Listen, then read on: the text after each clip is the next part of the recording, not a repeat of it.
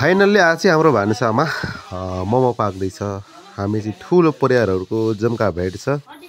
हामी चाहिँ 3 घरको परिवारहरू भेट भयौँ र हामी चाहिँ मोमो बनाउँदैछौँ। आज स्पेसल अर्ग्यानिक लोकल मोमो हामी चाहिँ आफ्नै हातले बनाउँदैछौँ, दुःख गर्दैछौँ। यता सालाहरू, बहिनी, दिदीहरू, माइजूहरू, मामाहरूले चाहिँ यता बेल्दै हुनुहुन्छ भने म चाहिँ यता बाहिरतिर मजाले यो हड्डी 1.5 किलो हड्डी चाहिँ मैले फ्राई हान्दैछु। यो चाहिँ सुपको लागि। यति ठुला हड्डी छ नि, यति ठुला हड्डी छ भैँसीको हो नि। फेरि भैँसीको मोमो चाहिँ स्पेसल हुन्छ के, विशेष मोमो चाहिँ भैँसीको मजा नै लाग्छ मलाई अरूको मोमो खाना भन्दा चाहिँ। आज आफ्नै हातले मजाले मैले चाहिँ यसरी टमाटरहरू तेलमा चाहिँ टमाटर फ्राई गरेर पहिला गरिसकेपछि अलिकति पकाउनु पर्छ यसलाई। म त्यहाँबाट बेसारहरू पनि सर हाल्छु है।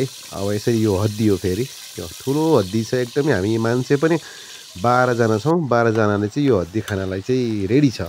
अब सुप बनाउनलाई मैले यसरी भाँडामा हालिसकेँ। यो मोमो बनाउने भाँडाको चाहिँ सुरुको भाँडा हो। यसमा चाहिँ यो हड्डीले फ्राई गरेर सुप बनाउनु पर्छ। त्यसको माथि चाहिँ अन्य मोमोहरू चाहिँ राख्नुपर्छ। अन्य भाँडाहरू चाहिँ मजाले केही समय म चलाउँछु, अलि पकाउँछु। जरातले चाहिँ यो मरमसलाहरू, नुनतेलहरू चाहिँ लाग्नु पर्यो नि त। यसरी यो परदेशमा पनि मजाले आफ्नै हातले अर्ग्यानिक मोमो बनाएर खाँदाको स्वाद त्यस्तै फरक हुन्छ।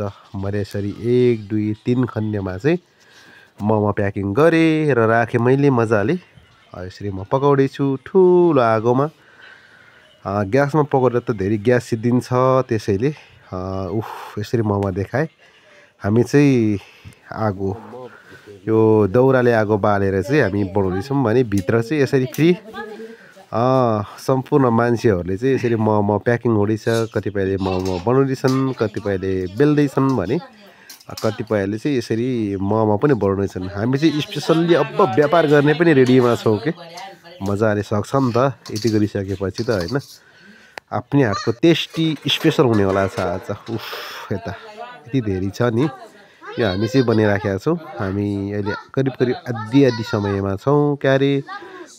अब चाहिँ हामी लास्टमा यति बनाइसक्यो र यति बापरे समथिङ 30-40 वटा पर्यो नि। फेरि यो एउटाको भाँडामा यतिको बापरे यति मोमो त कसले खान्थ्यो र होइन। यो बच्चाहरू अगाडि चाहिँ खरखर गरे के उनीहरू चाहिँ हो खानालाई पुरै मुखै रसाइसक्यो बिचरा।